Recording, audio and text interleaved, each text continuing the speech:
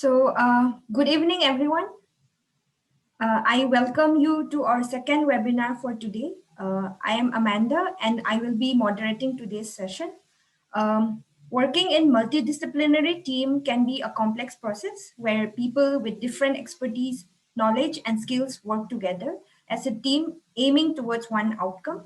Through this webinar, various challenges along with the best practices to overcome them will be discussed.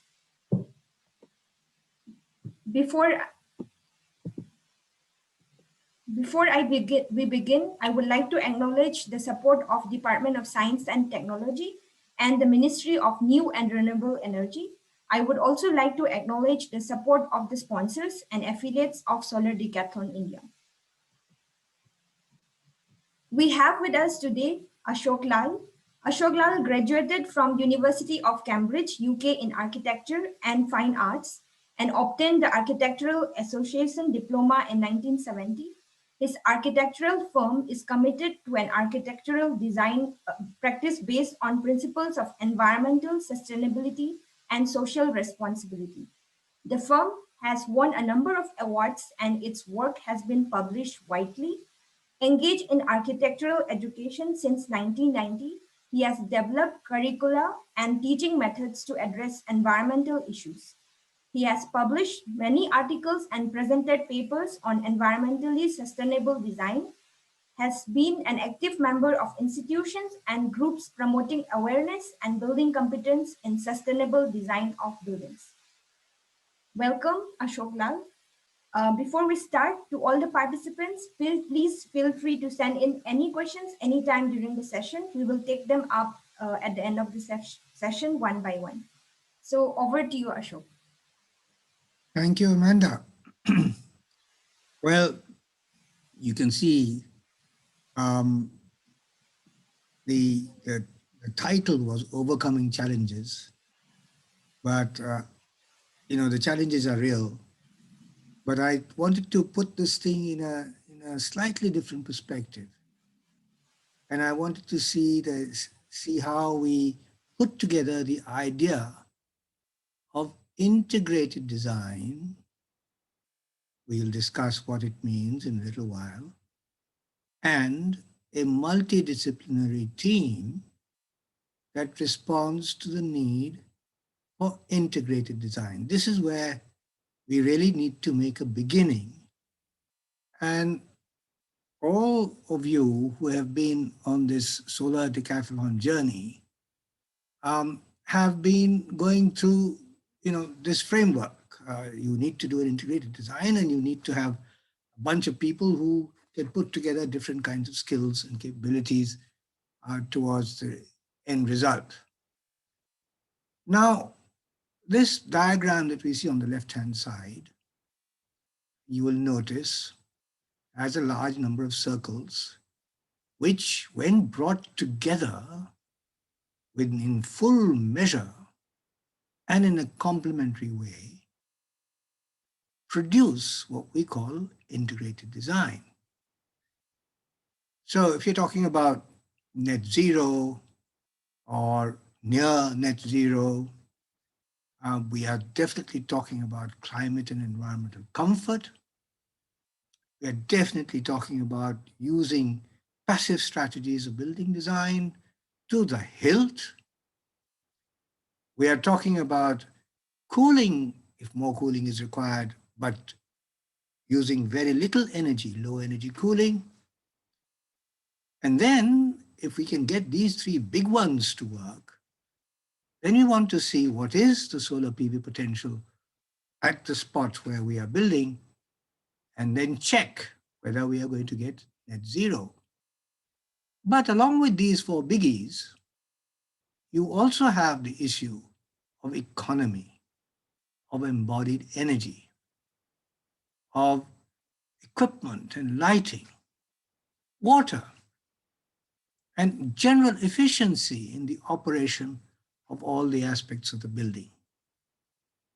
So when you look at all of this and you look at what kind of people you might have to work with, I'm just taking the example of an exercise that we did recently, where we put together a team which is listed on the right-hand side.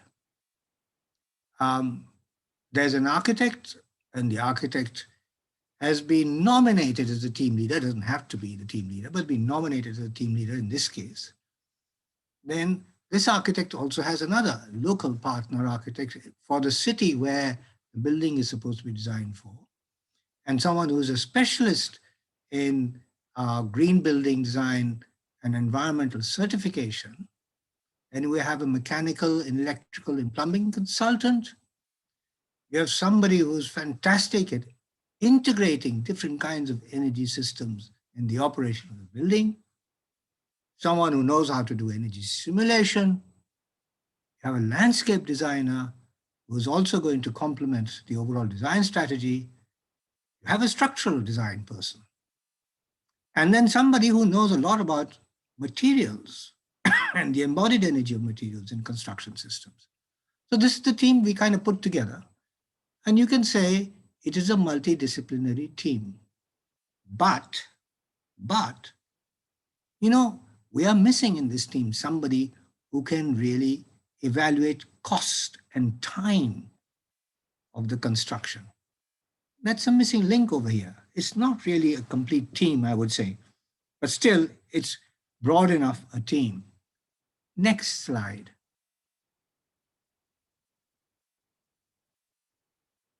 Amanda? Yeah, thank you. Now, broadly speaking, very broadly speaking, there seems to be a kind of division in disciplinary terms or between what we call architects, people we call architects, and people whom we call engineers. So architects can be different kinds of architects, and engineers can be different kinds of engineers. But when it comes to design team, notice the emphasis on the term design here. We are talking about producing something, an object, which is a physical, three-dimensional arrangement of parts and spaces and systems. We're talking about something like that. And this requires different sets of skills, which both the broad disciplinary groups, whether the architectural group or the engineering groups, have possess. It requires spatial skills, skills where you know about shape, size, arrangement, and being able to look at a variety of possibilities almost simultaneously. You need an ability to analyze everything that you're talking about and thinking about, and then wanting to compare between different options. And in order to be able to analyze, you often also need to quantify things. And you need computing skills to be able to quantify. And let me emphasize this, that engineering, as compared to abstract science, as you can say, physics, you just compare engineering with physics. Engineering is a physical activity and therefore always has a spatial component. And at the same time, design of three-dimensional objects, although it requires spatial skills, which the architects are supposed to have or are trained into, but that also requires an understanding of quantities, of size, total quantums that are involved. And because judging and providing that which is adequate in quantum is also an important skill. So actually, there is quite an overlap between these skills across the disciplines. Next slide.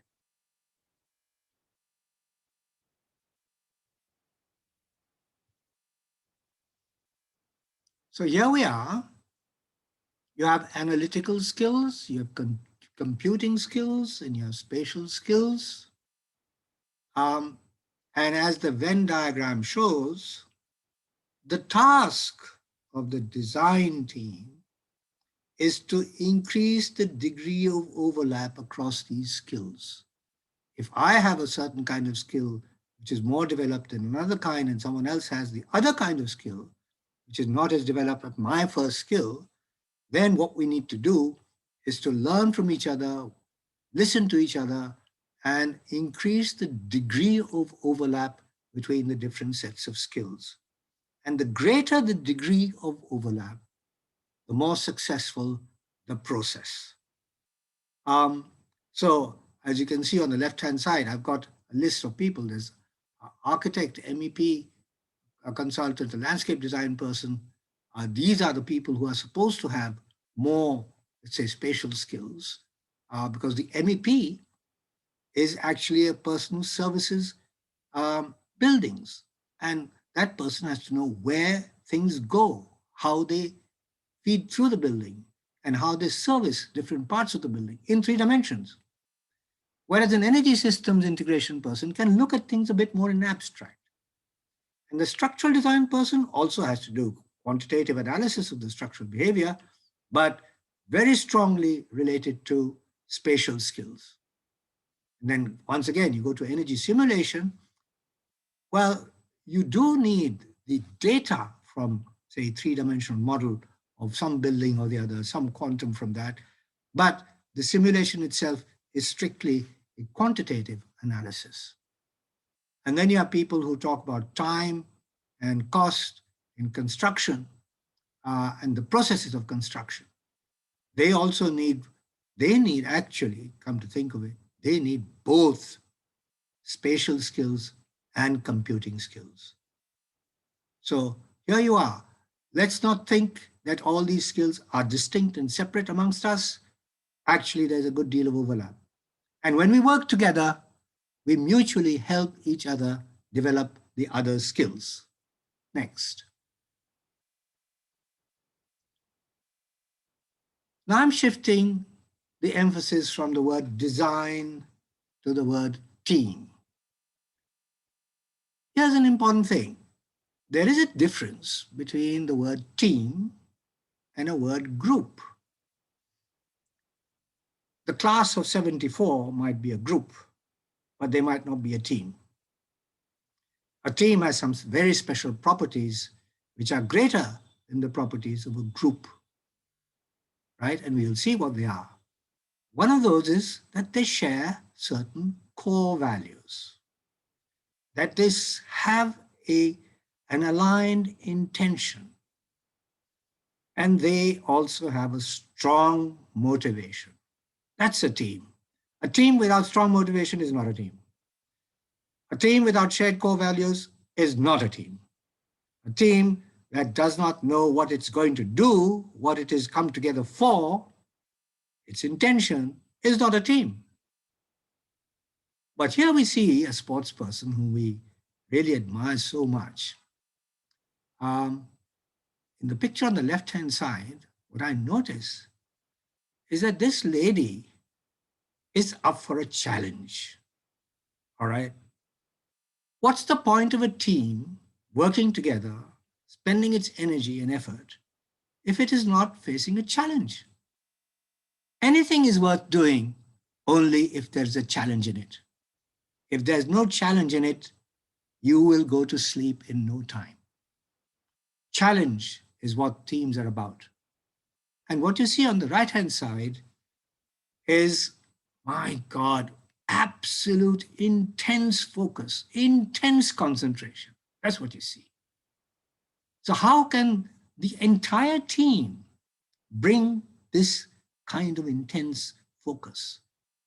That's an important quality of a team also. Well, I think, over a period of work, as you have been doing, gradually you realize that these are things that count, and you find that you begin to develop them. But there are many games and exercises that can help you get into these acts relatively quickly, become better as a team. Core values, I would say, is very important.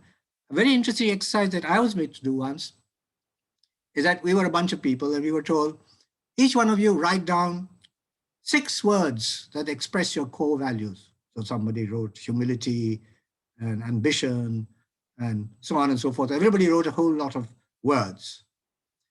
Then they were asked to bring those words down from 6 to 3, which is the most important. Then each of us put up our 3 words on the blackboard, wrote them down, and we could see each other's 3 words, core values. And then we identified where they matched and where they differed, or when they extended one from the other. Very good exercise. It makes us see who the other person in the team is. Next slide.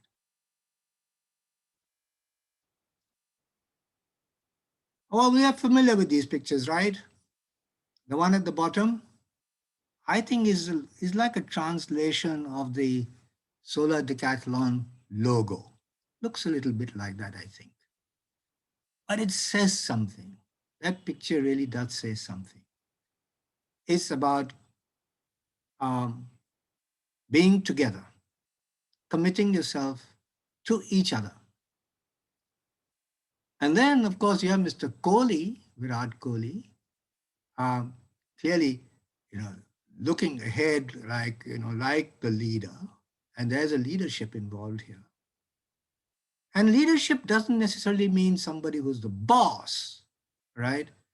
But somebody who probably has the skills, the attitude to work with everybody together and to help the process of communication and resolving the issues at hand, to take the work forward.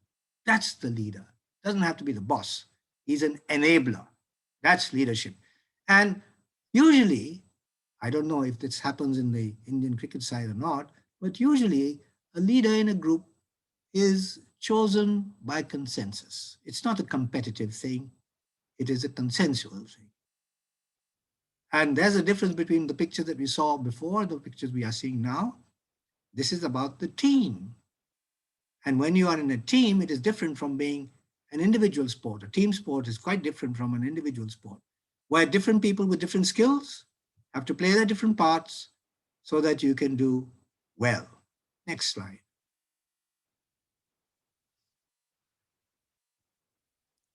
Well, what have we come to do in this project? So I'm giving the example of the project that I was mentioning that we did a little while back. So we wrote down some objectives and we said, well, we wanted to demonstrate a net zero carbon and environmentally sensitive integrated building solution.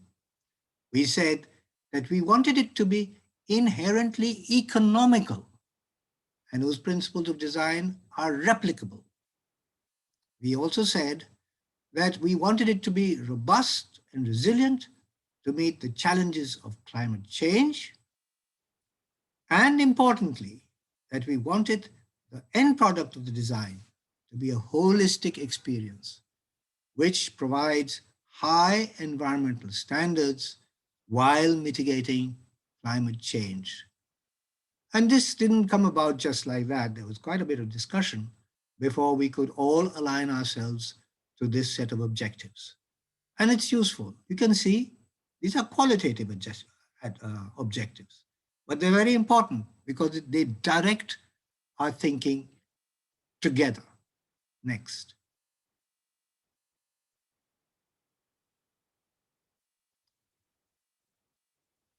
But back to the team. Now, teamwork is about cooperation, collaboration, and there's the word competition here. I'll talk about that in a minute. But first about cooperation and collaboration. There's a qualitative difference between cooperation and collaboration.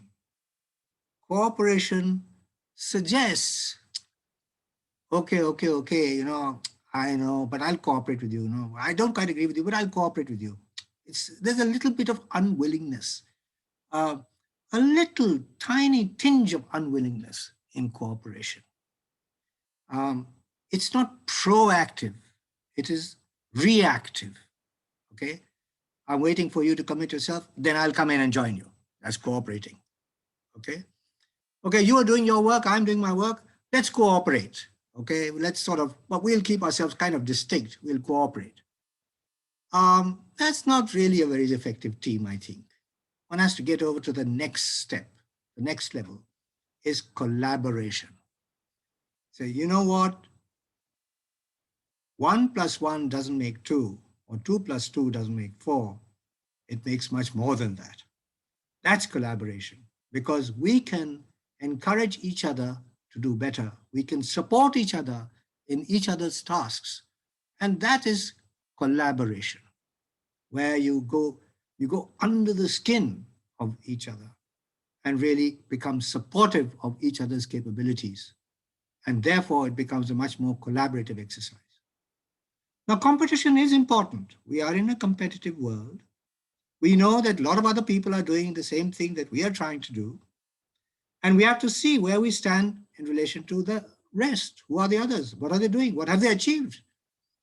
What have people achieved in the recent past? What are the targets others are setting themselves? So there is something that you want to reach out to, and there therefore needs to be a competitive spirit. Next.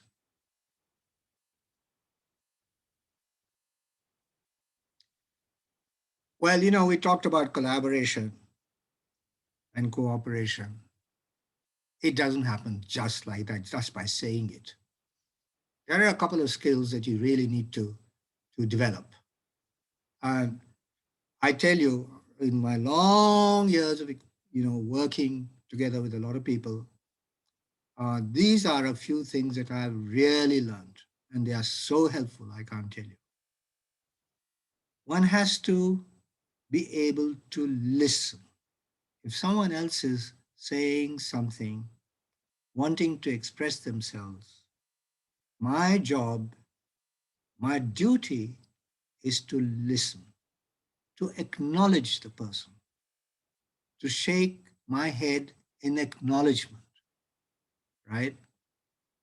And then, if I'm not getting it, something is confusing me, I don't cut across what someone else is saying, but I build a question about what I'm being told, so that my intention in questioning is not to question you to find fault with you, but to question you to understand you better. And then when I find that I'm beginning to understand, what I will do is I'll say, can I tell you what I understood? Can I say it back to you? And I try to say it back to you. And then when you acknowledge with a nod, positive nod, then I know we've worked. That's making progress. And one thing more happens, it's very wonderful, that by this process of listening and questioning and acknowledging, one begins to enter each other's thoughts and you begin to complement each other. You say, you said that, it gives me another idea. What if we do it this way or that way? Can we not improve it a little bit more? It's made me think a bit further. And you're contributing to the process of learning and thinking. You're contributing. It's a complementary conversation. This is a very, very important set of skills. And it takes patience, it takes time, and it takes self-consciousness. As you're doing this, you have to be aware of yourself. Catch yourself if you're becoming irritable. Catch yourself if you are stopping someone else, interfering with their thought process and enforcing your own thought on somebody else. Catch yourself. That's important. Next.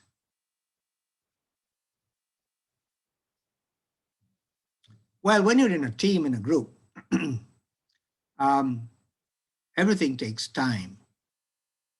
And nothing is absolutely straightforward. We know that. Everybody's experienced that.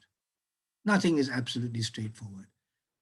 And here's this diagram, which in a way is a sort of an interpretation of what Yashima told me. She sent me an email saying, I also was a team leader and I had many challenges when I was trying to lead a decathlon team. And so she shared all those experiences with me. And I said, well, I can convert this into some sort of a diagram. And the diagram has a vertical axis, which is a diversity axis. That means a lot of people with different ideas have saying different things. That's a diversity axis. Some of them are not useful at all. They're negative ideas. Others are positive. But mostly the ideas are positive. But they're very different one from the other. And then it seems like we don't know what we are saying. We're not communicating to each other. We don't know how these ideas connect. And it's kind of a messy picture. And gradually, as we discuss and discuss, we begin to discard some and accept some and find that we are beginning to select something. And as we begin to select a strategy or a direction of research or a direction of design development or an idea that is really worth testing, as that begins to happen, some selection happens, one or two options maybe, or three, then there is a renewed intensity. Your energies, everybody's energies get more focused. And that's the time when you say, haha, we're reaching somewhere. This is one progress stage that we have to reach. After a lot of discussion, some sort of selection is occurring.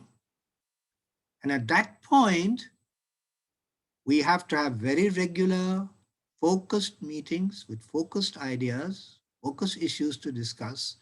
And each one of us, or each pair of us, has to take a task, a very well-defined task, work on it, and come back to the group. Right? And each task is designed to reach a consensus.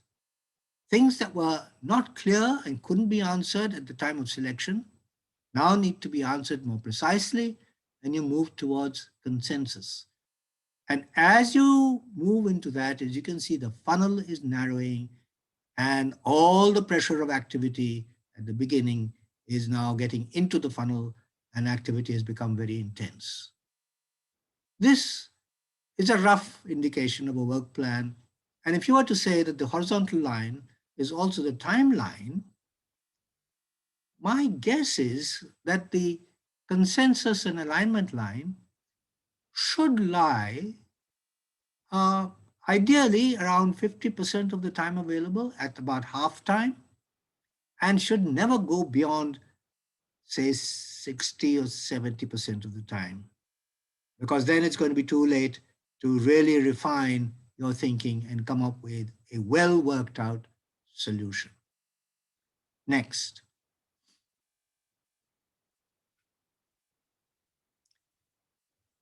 Well, this is another thing that happens is that, at the beginning, there's a process called brainstorming. You have tried to state your objectives like I did in my that set of statements. And then after that, people come up with all kinds of ideas. It's kind of a brainstorm. And you keep jotting these ideas down. They may be very different from one another, but they're worth it because they're indicators of some way of thinking, some approach.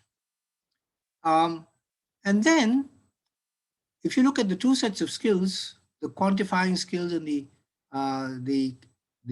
skills of numeracy and quantification, which the simulation people and the engineers would like to be working with, and you look at the spatial skills, the question is, who's going to make the first real proposition with which to work?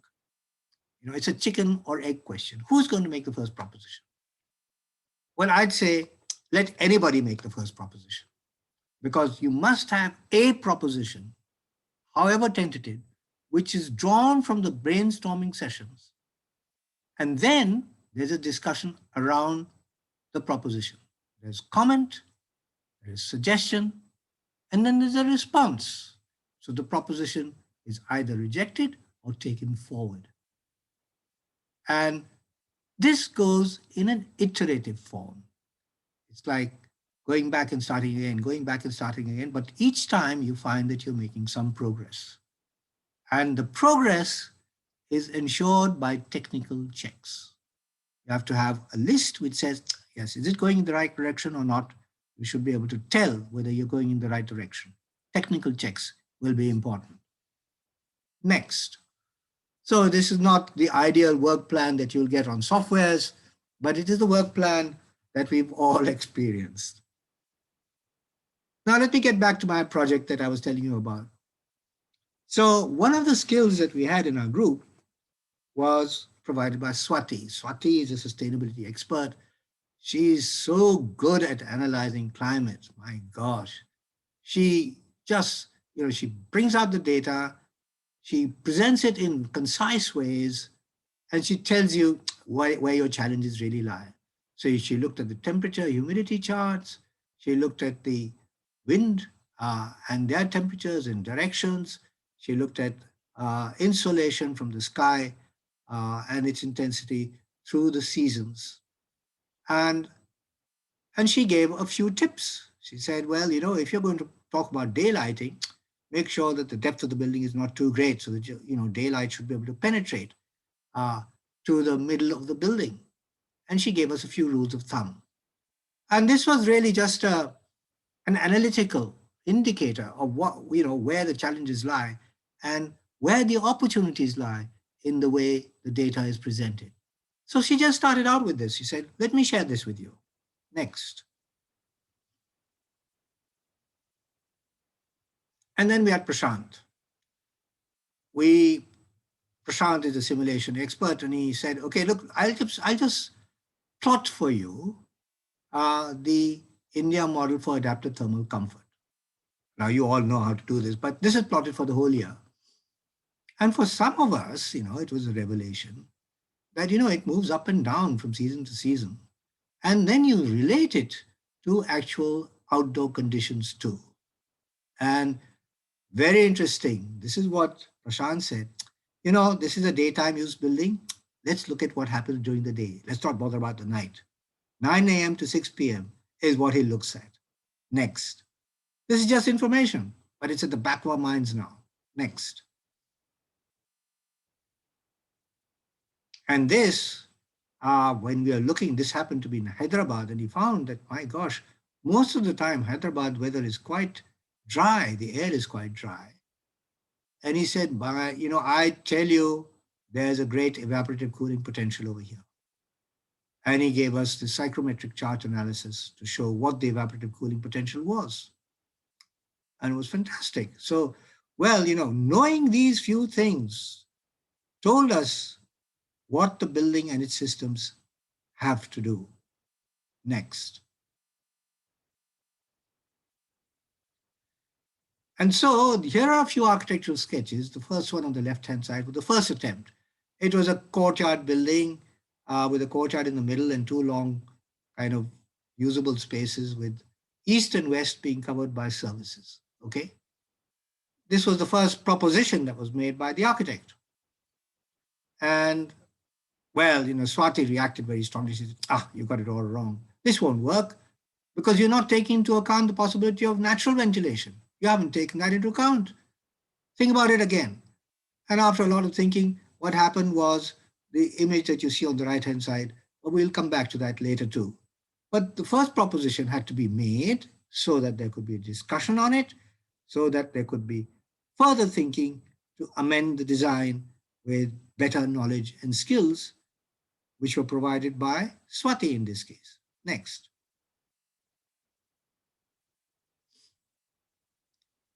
And then Prashant comes back. He says, yeah, you talk about, being energy efficient and whatnot, but give it some numbers, please. And he started giving some numbers. Envelope heat gain, what kind of tonnage of refrigeration, what should be the efficiency of the intensity of tonnage for refrigeration if required in the building, what are the temperatures that you should be designing for, and same with lighting. And he said, here's a list of people who have to think about this. You have the architects and the facade specialists and the HVAC guy and the lighting guy on the left-hand side, and the architect with the facade specialist and the lighting specialist and electrical engineers on the right-hand side. And he said, well, we're trying to get an EPI of less than 75 kilowatt hours per square meter per year. This is something that Prashant told us. And then he did something else. Next. Oh, that's going to come a little later. All right. Now, Swati took over and she just said, okay, let me give it a try. Let me play around with the form, shape, and tell you what is working best from the point of view of solar insolation on the building and natural ventilation. And she went through this exercise. She went to the site. She looked at the quality of air. She got some data. And she said, yes, natural ventilation is going to be a strong strategy. And she modified the design from the left-hand side, which you see on the right, this grid pattern on the right-hand side. You see it starts with a block. Uh, and if you look at the bottom row, it starts with that central courtyard building. Then it turns around to a C-shaped building, and the C-shaped building is then modified. Then it is tested for this correct orientation. And this is very useful data. Next. So it's optimizing the form of the building. And then she runs also a ventilation analysis to see, what is the impact of air movement around the building and what are the positive and negative pressures that you can be found on the windward side and the leeward side so that you can get good ventilation. This was all provided by Swati. And that helped us design the windows and the openings. Next. So the building form is now evolving bit by bit, as you can see. And then came the daylighting analysis and the design of windows. Again, Swati, the architects did some work to kind of work out a broad configuration. We'll see, I think, a bit more of that a little later. But the actual measurement and precision was brought about by, again, Swati's input. Next.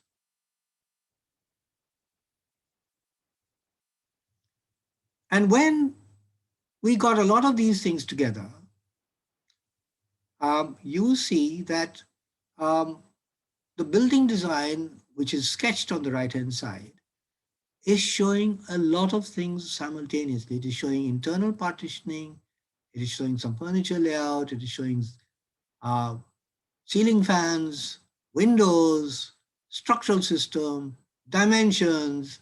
It's like gradually working towards, we're approaching the funnel of our work plan. We are approaching the funnel of our work plan. Things are beginning to align themselves, and we know where we now have to put our energies into refinement. Next. And after this was done, Prashant comes back and says, oh, I've got some raw information about your building form and size. Tell me something about the external wall. Okay. Tell me something about the roof. Okay. We gave him some information. And then he does this analysis of a monthly heat load pattern in the building, in which he takes advantage of Swati's recommendation of ventilation, which is the pink at the bottom. That is, the pink is taking away the heat from the building by ventilation. Whereas the light blue, the cyan color, is the cooling load from internal gains. My God, we hadn't seen those. People and their machines heating up the building from inside. And the black dots at the top is the external gains. Actually, we had fought the external gains completely, but the internal gains now become the real issue. Wow, we didn't know this until we saw this. Next.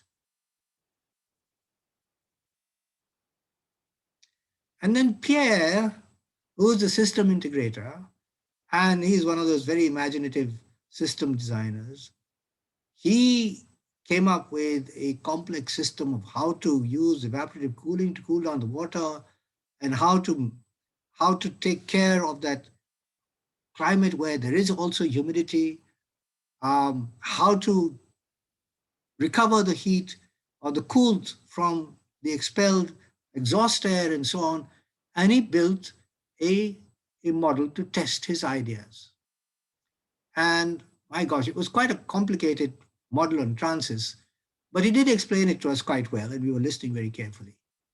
And there were many parts to this, equipment parts and system connection parts that we had to understand.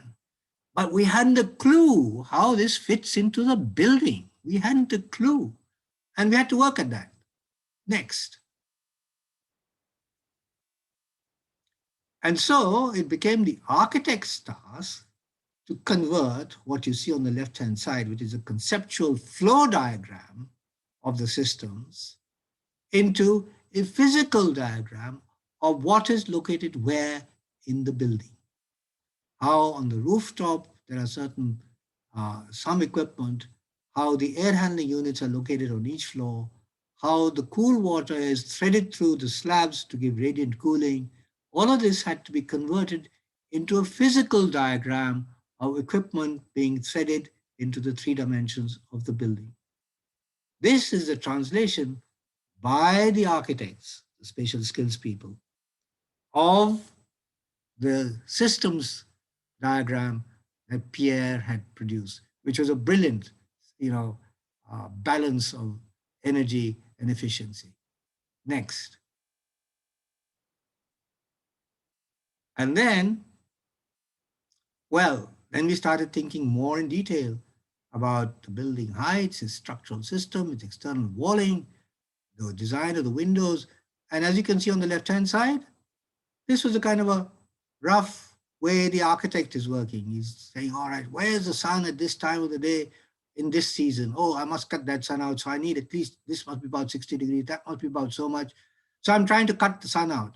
And I'm also looking at how to bring in fresh air below the windows into a box, how to integrate that into the overall building design. And now the system of distribution of air inside the building is also beginning to be configured by whom? By the architects. They are looking at how this will be integrated into the spatial arrangement of the building. Next. And then this gets more and more refined. Sizes have to be worked out. Dimensions have to be firmed up. And the structural engineer has to tell you, yes, this is right. This is going to work. This is economical. Next. And then Pierre came up with another brilliant idea. He said, a radiant slab is radiating cools to your bodies. But supposing there's a lecture and all of us come into the room, the radiant slab is not going to increase the amount of cools it's going to give you. How do we speed up the exchange of cools between the slab and the room? He said, you know what? We will have ceiling fans that can run in reverse, that will blow air across the surface of the slab to increase the speed at which the heat exchange takes place. And he actually did a model to test it, all right? And he predicted what should be the speed of the air, etc. And now here's the challenge. We had to find fans that can do that can reverse. But it was a clever idea which could only come from Pierre. Nobody else could have thought of it. And, we were going to have ceiling fans in any case, but then to have ceiling fans that reverse and him proving that, yes, it's going to work. Wow, that was interesting. Next. And then when Pierre received the architectural drawing of the integration of the building systems, he now began to see how it is all connected. And he had more refinements to suggest. Okay. And then this went on. So as you can see, we're into the funnel. Intensity is enormous and refinement is occurring as we develop the design.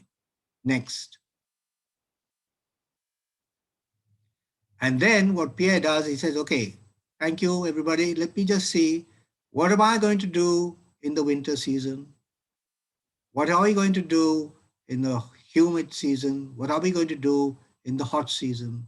So he explains how the overall systems are going to work from season to season to season. And he also works out what will be the peak requirement. So what we are seeing now is a feedback from the architectural design to the systems person. Now the system person is looking at the building as if it's being lived in, being used during the day in different seasons, and then rehearses how the operation of the building will be. Next. And then the landscape design person also comes in. And her job, Chetna's job, is to see how you can soften the surfaces around the building, how you can keep some greenery, so get some evapotranspiration around the building to manage the local microclimate. It's really an extension of the area in which the building is located, which is quite a green park-like area in any case. But when you build, you don't want to convert the whole place into a concrete jungle. You want to still retain the presence of greenery and place it in such a way that it enhances the feel of the cools by vision, a psychological enhancement of the feeling of comfort. Next. And now, well, it's getting pretty uh, refined. You can see in the section, you can see the ceiling fans. You can see that there is no suspended ceiling in the office space. You can see how the external wall is built in such a way that there is no thermal bridging at the position of the slabs. You can see how the radiant cooling system is buried in the slab itself and how the fresh air system is integrated into the architecture of the building. And then on top of that, you can also see how the internal partitioning of spaces for small rooms, big rooms, open offices, and so on also works with this arrangement. Next.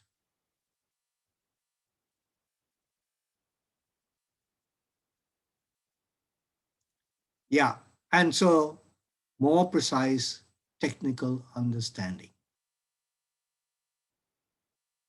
Next.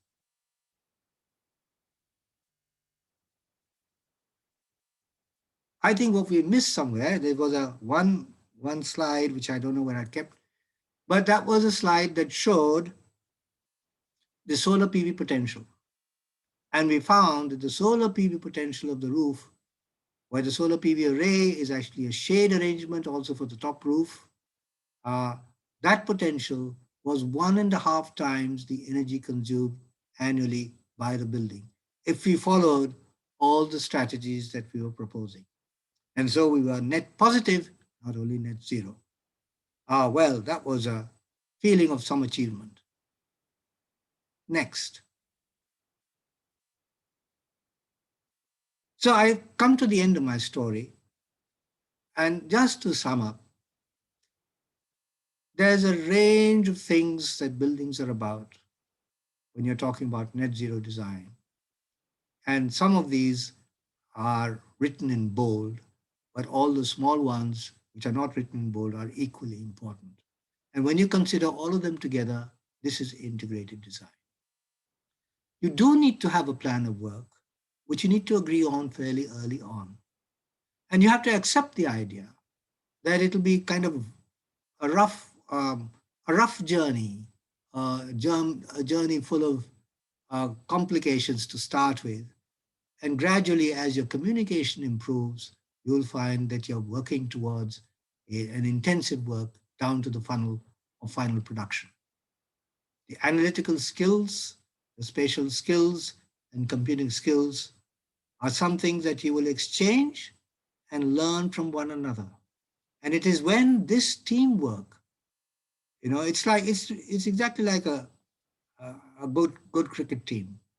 When you know how the other players are going to play in your team, what you can rely on for the others, and how each one will support the other, then you find the team begins to work much better. Actually, if you're looking at soccer, probably that's a better example. So this is a little bit like playing soccer, right? I think. And most important, I think, it's about personal attitudes and personal behavior. It is listening, questioning, complementing each other's skills. I think that probably is the most important thing which we have to keep in mind. And it is when we develop these capacities, that we actually overcome the so-called challenges of working in a multidisciplinary team. It's not a challenge if you establish the team. Thank you.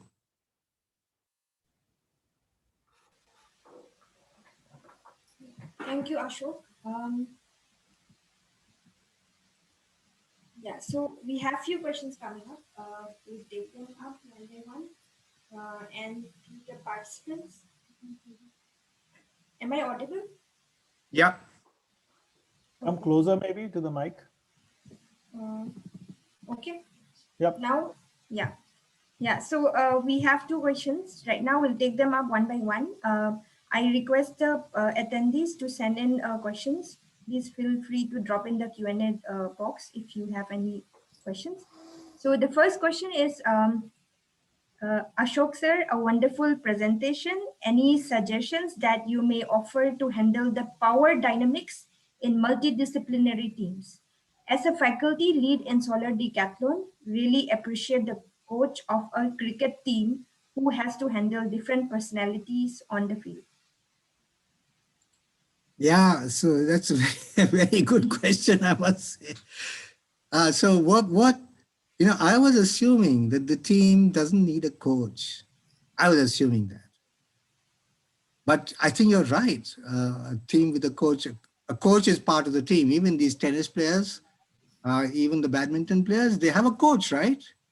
And so the coach has the capacity, the position of being an objective person who's a friend and can, without anybody feeling upset, can point out what each individual needs to do or can do better or should not do, right? The coach has that capacity or that position. I think that's a very good addition, that if you have a team with a coach, and the coach usually is also an experienced fellow, right? Who's gone through, who's seen a lot and known a lot of every kind of person, right? And knows how to handle each type, right? But now here's another assumption which I don't fully support. You talk about power dynamics, all right? Boss, working in a team is not politics, okay? Just understand that. Working in a team is not politics. So if you come into a team with a political attitude about who is the strongest, who's going to be the boss, whose word is going to be heard, etc., then I would say, please don't come to the team. Go somewhere else. Play your politics wherever you want. So power dynamics is not to be there. And this is the first thing that we get over when we set up a team. It's not about power dynamics. However, let us recognize that we all have our individual personalities, and there's likely to be, even unwillingly, unwittingly, there'll be some power dynamics at play. There the coach does come in handy. But I think one of the things, as you enter the team room or whatever, the team huddle, it should be written right in front. We are a team, no politics. Okay. Yeah, thank you, Ashok. Next question is more like sharing his experience. This is from Asad Sahir. An experience which was new to me was appreciating the art of building consensus, especially when you need to have the entire team motivated and invested in the problem statement in a virtual environment. A good building is not only the result of excellent architecture, building scientists, but how they engage with the stakeholder. Yeah. Perfect. Just, I think, put it in quotes and give it to everybody. Very good. Well said. Yeah. It's the process. I tell you, I sincerely, I believe in that. What is memorable is not only what the building turned out to be, but the process of having reached there with everybody engaged. That is truly memorable. That's what should I say? That's the wealth of experience that you carry with you for life. Right. Yeah. Prasad, you raised your hand. You want to add something? Yeah, I mean, I actually want to uh, discuss the analogy that Ashok put forward. Maybe it can throw some light for the participants. So the analogy of the soccer team, fantastic. And one of the things that these teams with their coaches do is that they practice certain plays. They imagine certain situations and they say, when this happens, the ball goes from here to here, this guy, that guy, etc. You know, the corner kick, for example, there's various types that are practiced. In the case of a design team, is there something that you would say helps us to get to that level of practice where we say, okay, I know when this happens, you know, that kind of a thing, that where it makes the team work more fluidly because you have practiced a such certain situation. So in the case of a design team, how, you know, are there situations that, or are there techniques that you think that would help these students understand within their process where they have done that or could do that? Actually, that Prasad, that really makes one think. Huh? It's a damn good question. Really makes one think.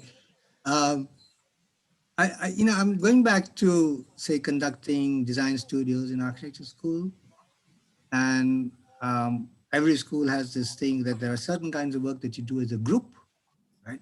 There's group work, and we find that uh,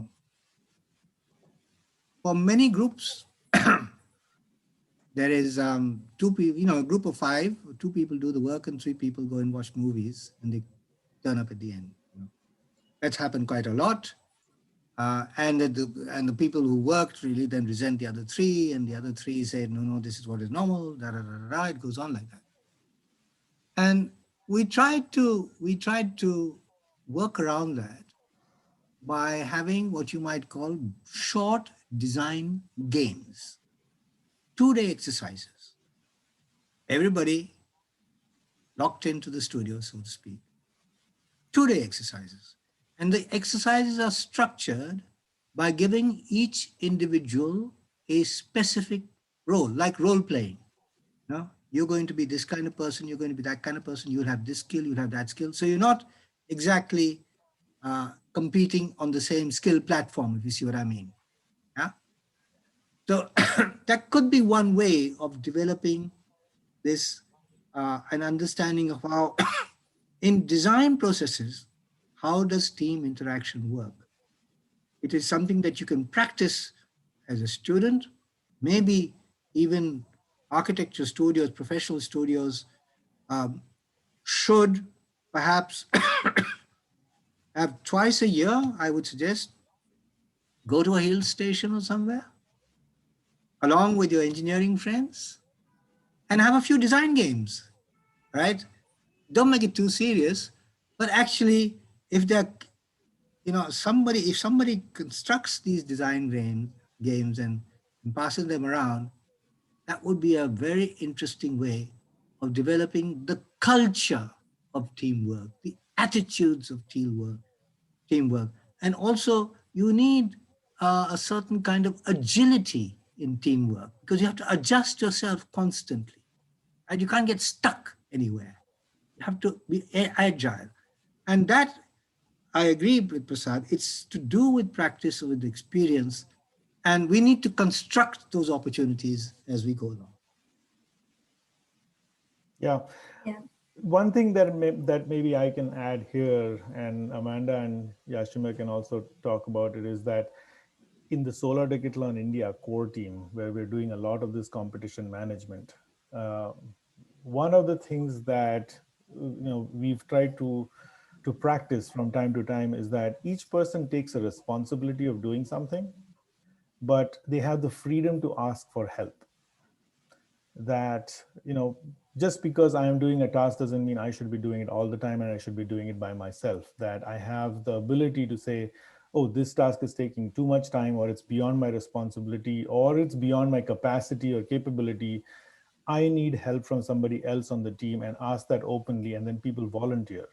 And that fluidity actually does help, because everybody feels like we don't have to be fearful of deadlines, of getting things done. I can my team, there's a team spirit, first of all, because when help is asked for, it gets offered as well. And then you learn about each other's capabilities, because sometimes surprisingly somebody turns out to be really good at something. Like, Mhm. wow, you're good at graphics, I didn't know that. That kind of stuff happens. So the just this notion of saying, it's my responsibility, but I have the freedom to ask for help, has become one of the things that we've practiced over the last 1 year or so. Yeah, great lesson. Sure. Yeah. Yeah. So mutually supportive. That's the thing, to be mutually supportive. And this is the opposite of being mutually competitive. Yeah. Totally the Yes. opposite of. Yeah. Yeah. Yashima, since you were also the team lead, do you want to add something Yes, on yes. regarding? Come from experience, Yashima. Yeah. Yeah, I mean, as Prasad also mentioned, taking onus of the work that you are involved with becomes important. So in our case, for example, managing so many contests was becoming very difficult for me being the team lead. So what we did was, for each contest we had someone as the lead, and they were responsible for getting the work done. And that's how, I distributed work, in a way leveraged to get the tasks done. So I used to, ask that particular person that, okay, energy numbers are not here yet, why aren't they here yet? Is because, I used to go back to that person. So that was the kind of approach that we adopted when we were taking part in solar decathlon. And that's something I think that really helped in meeting our targets that we had set, and preparing a compelling design. And yeah, Amanda, you were a part Yeah. of the team.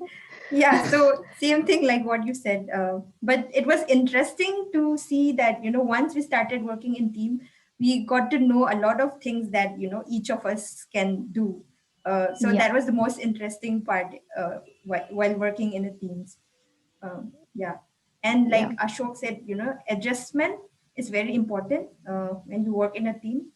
You need to kind of also understand what our team members need, or in terms of help, or in terms of ideas.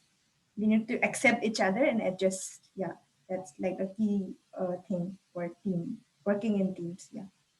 Yeah, yeah, one dimension of our current challenge we didn't really touch on is the fact that we are not, we are, most of the teams are not working in a physical space where they are together. Most teams, people are located in different locations and then meet virtually. So in any case, in our daily lives, each one of us has, commitments other than the team. You know, um, you it's not as though you will all be bundled off and sent off to Australia and you can't do anything except meet each other and be together. So you can't do that. So you have many other responsibilities, and that gets even more um, critical, or become even more of an impediment, I might say, when you're not physically together and you're meeting from your home or wherever it is on internet. Because then at your place where you are sitting, there are others around you, or other things, events around you that intrude upon you, right? So you can't even give all that attention that you really need to give. Difficult to have in many places. You're in your own space, which is quiet and shut out. You can shut out the rest of the world. So these are some of the difficulties that we definitely face. And Yashima did mention that kind of problem. And it means that when you have a plan of work, when you meet and in what conditions you meet needs to be discussed well in advance, so that you can, each person can find a time and location, or all of us together can find a time and location when we can pay full attention to being the team. That actually is a prerequisite. It has to be done. Yeah, that's right. Yeah. So let's move on to the last question for today's webinar. So it is how to maintain a team's energy throughout the journey, through thick and thin. Well, one method is coffee and chocolates. um, Actually, that gives me two thoughts, which are very important. Yeah, it's a good question, because you do get exhausted, and you do, what's the word for it? There's a word for it. Anyway, you get tired of doing it, the same thing, same people, same place, same person going yak yak yak yak yak. You just get, you get fed up, you get tired of it. So you do need. This is interesting because I went through this in one of these teamwork experiments. That as a team, you take 15 minutes to sing and play and crack jokes. Okay? So it enables you to know each other in a different way. And it removes that buildup of tension and boredom and pressure. It releases that. But you do it as a team, not that I'm going away to watch a movie. I'm going to Netflix and I'll come back later. No, but do it as a team. That's one thing. The other is, this is where a coach is necessary. A coach can sometimes come and throw a totally new, fresh idea in the middle of the team, so that it kickstarts a fresh process in your minds and brains. Right? Otherwise, I was talking about, I visualized the whole thing, a lot of brainstorming, confusion. Gradually, you come to some broad conclusions, and then you make a selection, then you funnel down into an intensive piece of work to refine the design. Okay. But within that too, sometimes just to raise your level of energy and feel refreshed, you need something else to engage your mind with. One is relaxation, singing and playing. The other is to engage your mind with something else to tickle your mind, and then you can come back. So I think that's how it is. I don't think you just have to, you don't use a bicycle pump to keep pumping the energy, I don't believe in that. You say, oh, the energy is going down, pump, pump, pump. Hey, come on, come on, come on, come on. You shout at everybody. It doesn't work. Okay. It just doesn't work. Yeah. Yeah, so thank you, Ashok, Prasad, and Yashima for sharing all your experiences. It was a really great session. I am sure the students will find it useful and make the best out of each other's strength. So that was all for today's webinar. For joining us today. Once again, congratulations to all the finalists and all the best for your final submission. Yeah, all the best from me. Yeah. Thank you, Ashok. It was a wonderful talk. Welcome. It's good fun. I hope it enable people to relax a little bit. Yeah. Okay, bye. Bye. Bye-bye. Bye.